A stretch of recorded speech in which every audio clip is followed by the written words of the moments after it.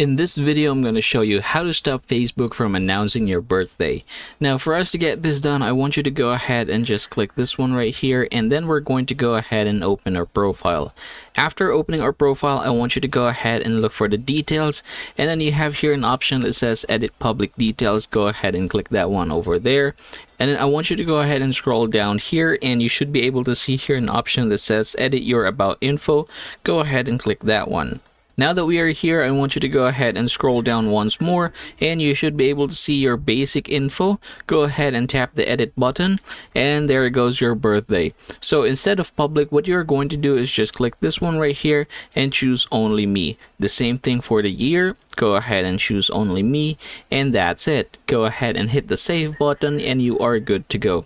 So now that we have set our birthday to private, basically what is going to happen is that Facebook won't be able to announce your birthday to everyone because they won't know your birthday. And that, everybody, is how you are going to get this done. I hope this video helps you out.